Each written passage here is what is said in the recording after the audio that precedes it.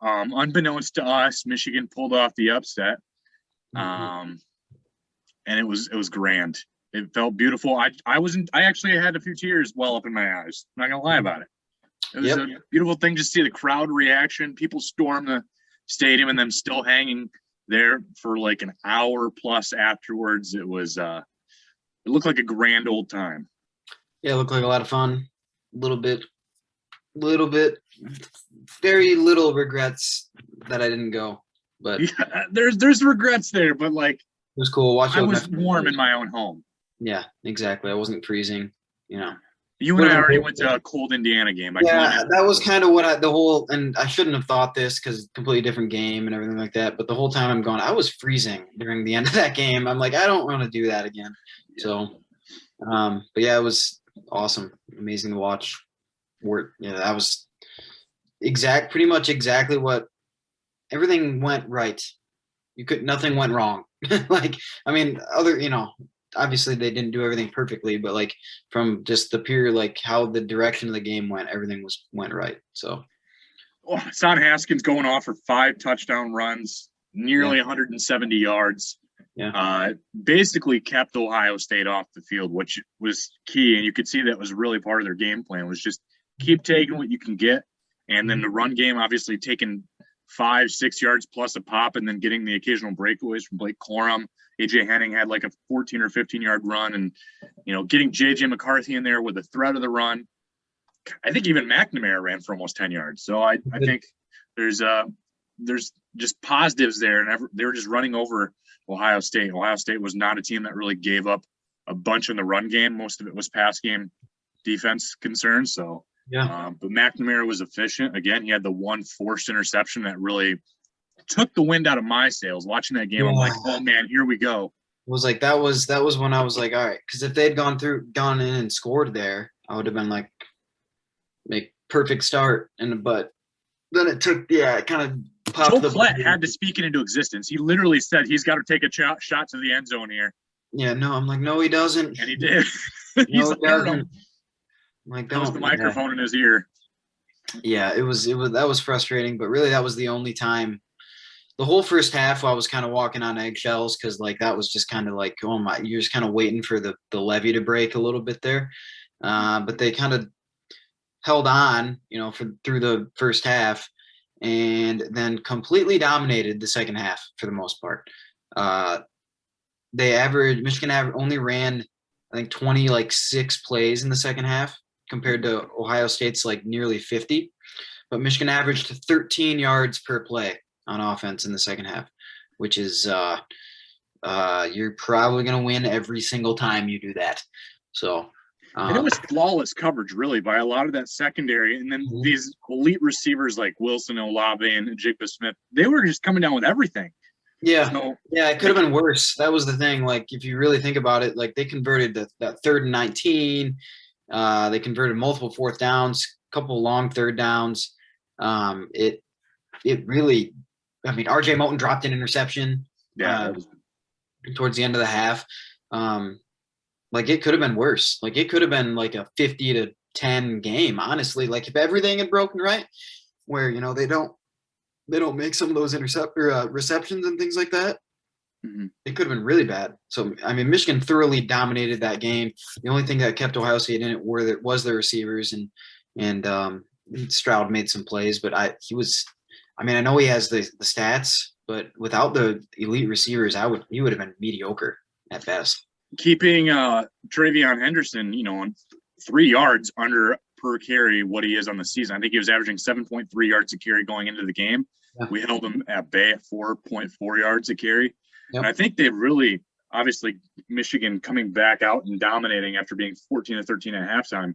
Yeah. Michigan scored 14 more in the third quarter and continued to score in the fourth quarter. And I think that really forced them to abandon any kind of run game that they had with Mayan Williams and Travion Henderson, because Henderson obviously can't. I really was worried about him the way that Walker ran over us with Michigan State. I'm like, Henderson has the same capability of bouncing outside, but I think the contain was great by Colston Ross. Like they were moving across sideline to sideline, and I think that really prevented a lot of the breakaway runs. Yeah, so that was the best performance by the defensive tackles all year. Oh yeah, hitting Mozzie Smith, Mike Morrison there, Don Jeter in the backfield when that just hasn't really happened all year. And what that did is it allowed Michigan to just stay with two safeties, the whole game for the most part. They did not play much single high. They played a lot of man-to-man, but they would play it with safety help over the top on either side of the field because they were playing with six-man boxes, and Ohio State still couldn't run. And eventually, like you said, I think it got to a point because Ohio State basically abandoned the run after their first drive of the second half when they ran it 3 times, and Michigan, Josh Ross got a tackle for loss on 3rd and 2, knife through there, stopped them. And then Michigan came down and scored 3 plays later. And then they basically, they mixed in a run here and there, but they basically abandoned any kind of trying to establish a run game right there, which is crazy to me because they were only down 1 score. But, they've shown a propensity to doing that in the past too. That Ryan Day kind of abandons the run occasionally, and I think eventually they said, "Look, the only way we're going to get back in this game is to give our playmakers the ball," and he's kind of right. They kept him in it, but if you're doing that, you're just letting Aiden Hutchinson, who should be a Heisman finalist now, and David Ojabo tee off, and that's kind of what happened. So, and that was key, like you said, with the impact of. Hinton, I know, got hurt a little bit there, and I think the 3rd quarter, but with Jeter still and Mozzie Smith was batting down balls by Stroud in the early half of the game too, and Ojabo and Hutchinson tag team for 4 sacks in that game. Hutchinson with 3 of those, and I think he's got to be a Heisman finalist. People even mentioned Hassan Haskins showing up in the biggest game of his career with 5 touchdowns against Ohio State. Now I think it's maybe too little, too late because but if he was a full-time, I bet if he was for sure a full-time running back, no Blake Corum, you kind of really wonder what kind of year he would have had if he didn't split those carries in the first half of the year. Yeah. Blake Corum, we didn't really mention him in this game, but I know he's still obviously banged up, but I think he had 6 carries. He almost had 100 yards. He had like 80-something. I think he had 87 yards on 6 carries. Like 6 carries. Broke off the big one actually, but he got outside a few times. He was, obviously an effective piece. Donovan Edwards was in there.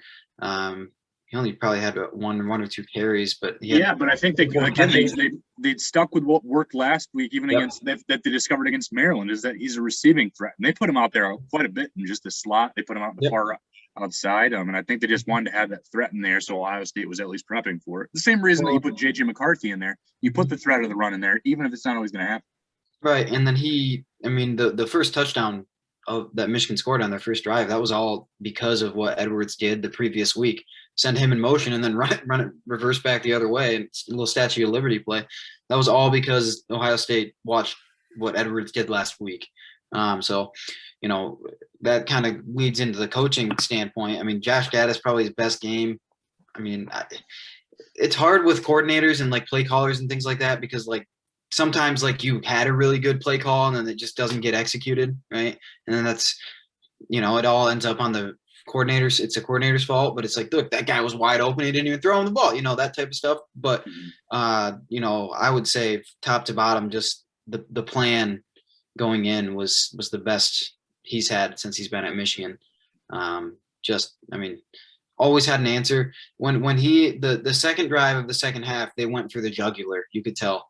So they went down and scored, and then right after that, they get the ball back, and they put JJ in, and they run the little option pass where he comes up and throws the ball deep to Roman Wilson. Great call. And then right after that, they throw the flea flicker, and Ohio State had no idea. They had no idea what was going on. They had no idea what hit them, and they had no answer at that point.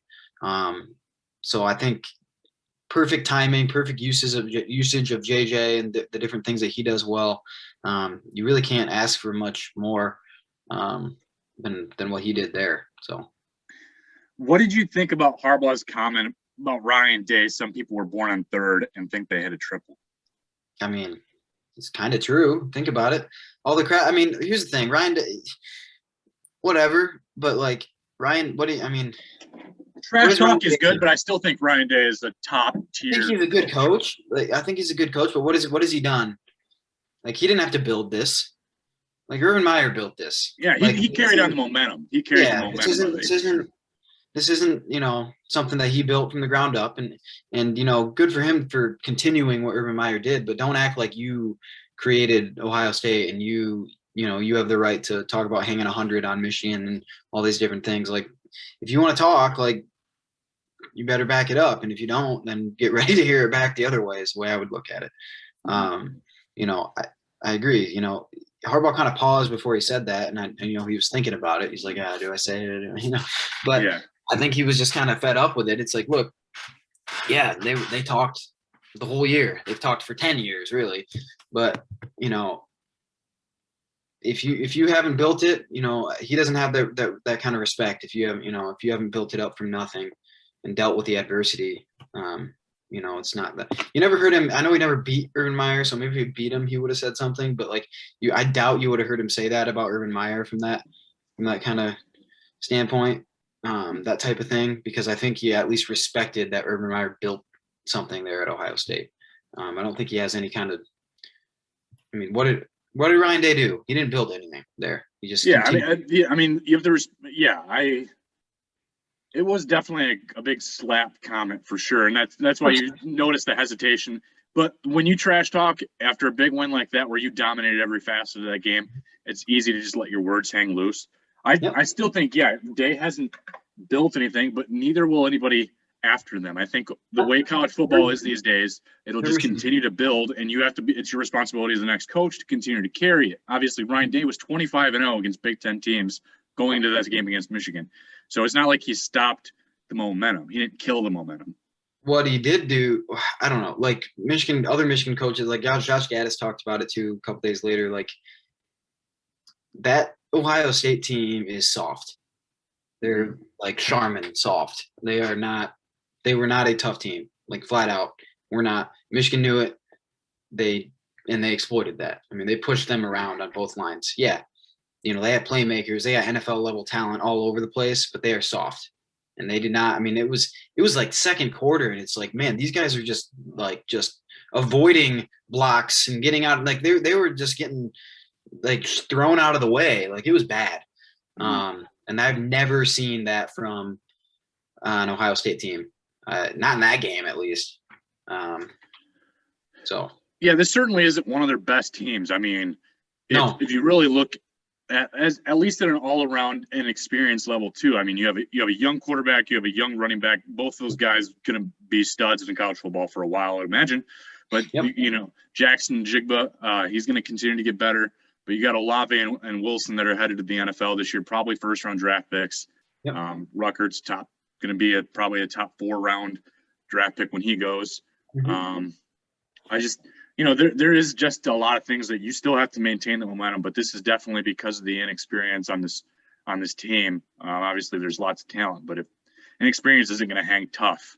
I just think their defensive. They need to overhaul their defensive mindset. I mean, obviously, they basically replaced their defensive coordinator like 3 games into the season, mm-hmm. and relegated him to the booth. He's basically the donut boy now.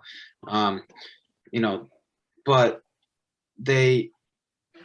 I don't know. They just, some of the stuff that they were doing, they got to the point where they're like, hey, we're probably just going to outscore everybody. Just go out there and try to, force a few turnovers and don't get completely embarrassed out there.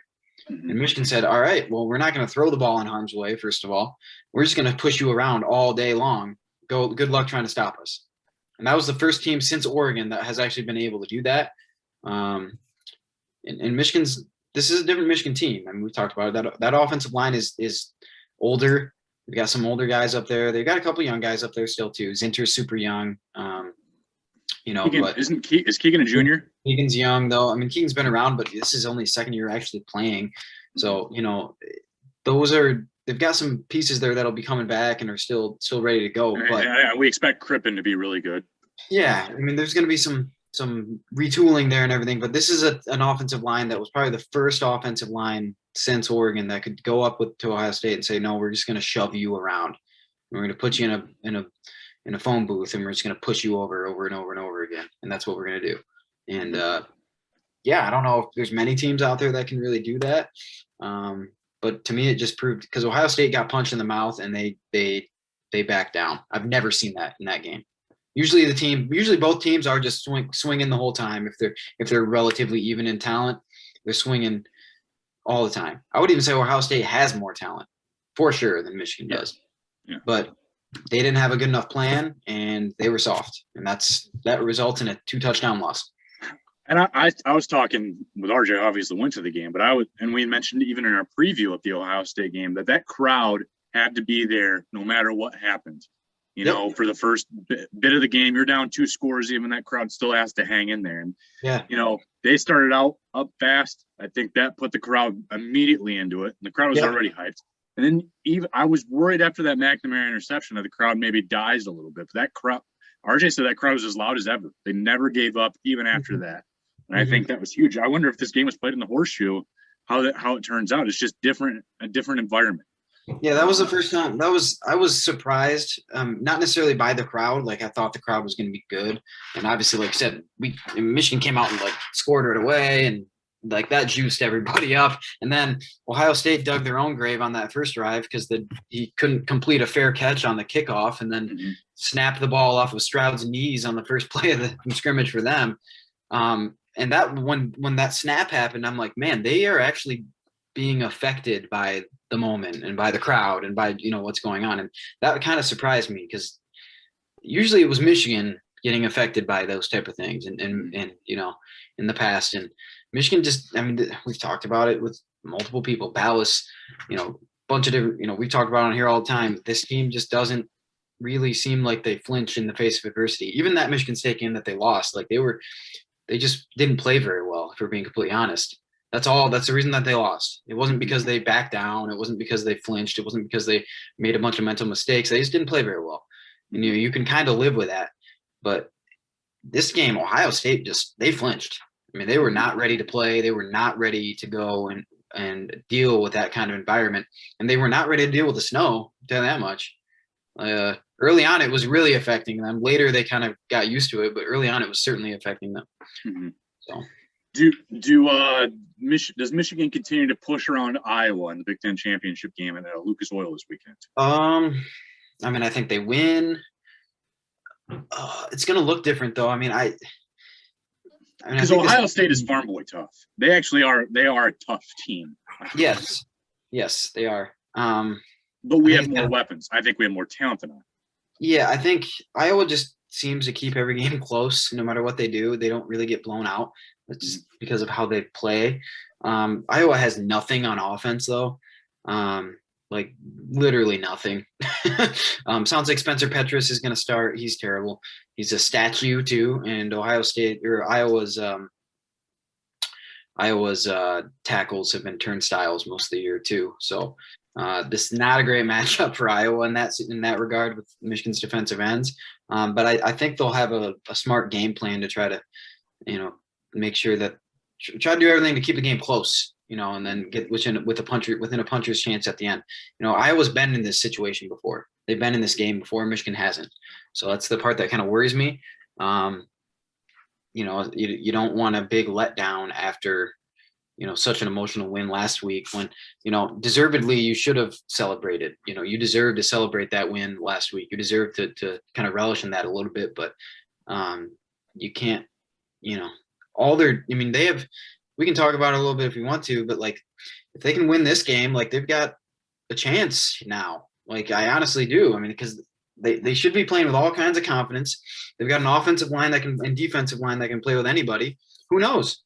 You know, and then this year in college football, it is not, you don't have these juggernauts, you know, other than Georgia's defense, you don't have these juggernauts looming that, you know, the Clemsons with Trevor Lawrence or the Alabama's of crying out, you know, of the Mac Jones led or the Tua led Alabama sitting there. You don't have that. You've got like maybe Cincinnati or Oklahoma State or Notre Dame waiting.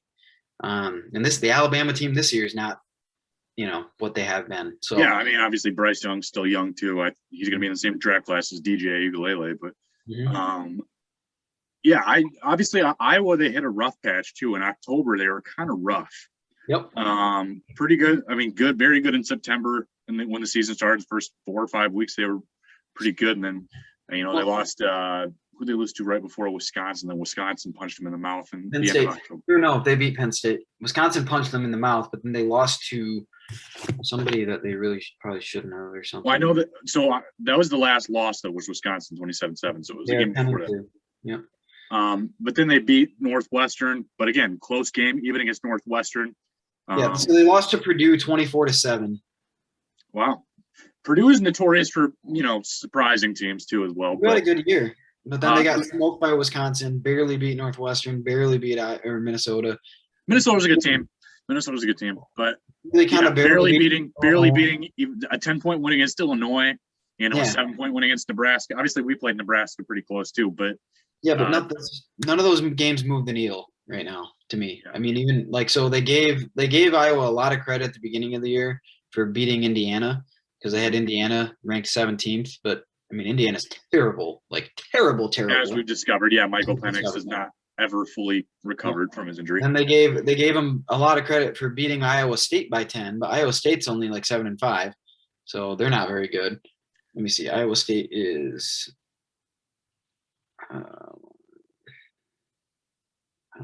where are they? Let's see. Iowa State is 7-5, so they're not a top 25 team, right? No. And then, then they go and they got ranked it. Then they beat Kent State and then Colorado State. Colorado State they only beat by 10, and they blow the doors off of Maryland. So everybody's like, "Oh, what's going on here?" And then they beat Penn State, but the only reason they won that game is because Clifford went down. They would have lost that game by probably 14 points at least because before Clifford got that was when Taquan Roberson. That was rough. Yeah, that was not good. I was watching the game. I was like, "This is a quarterback." Yeah, that was like bad. They put Kendall Hinton in there or something, man. Yeah, I don't know. That was really, really bad. And they still only beat them by 3, so their offense is terrible. And then they lost to Purdue and Wisconsin, and then you already kind of named off the other ones. They aren't great. They really aren't. But what they are is they're well coached and they know what they're doing. They aren't going to make mistakes. They're not going to beat themselves. So Michigan's going to have to go out there and earn it, and it's going to be really interesting. I feel like this team is kind of on a mission for a Big Ten championship, though. It's just they kind of set that as their goal. I feel good about it. Obviously, it's a neutral site, so it's you don't get the crowd factor for anyone. And technically, I think it's even closer to Michigan. I think it's going to be 80% Michigan fans watch it. I mean, I think there's going to be just because it's the first time here. I mean, you see the tickets are kind of hard to get right now. I think Michigan fans are, I think it's going to be big on Michigan fans. The ticket prices I think are going to continue to go down though, because I think a lot of salty Ohio State fans are realizing that people aren't going to pay $500 for their tickets, so it's gonna drop. Well, and even on Gamecast right now, if you go to if you go to their Vivid Seats, it has Iowa Michigan tickets as low as $282. You can get them on StubHub for $235. Yeah, and again, I always thought my price was probably $250 on a game like this, just because it's been so long. Now, if we'd been there for two or 3 years ago, I probably would have been I'd pay $150. I went up 100 to see if I'd get these, but. Right, you ready for the craziness though here? Let's see this. So Ticket Watch. Let me find this here. There it is. So if you compare this to previous years from the last 10 years of the Big Ten championship game, the Michigan State versus Wisconsin game in 2011, the tickets were $35. The highest it was otherwise was Michigan State versus Iowa in 2015 was $142. And then Michigan State, Ohio State in 2013 was $121.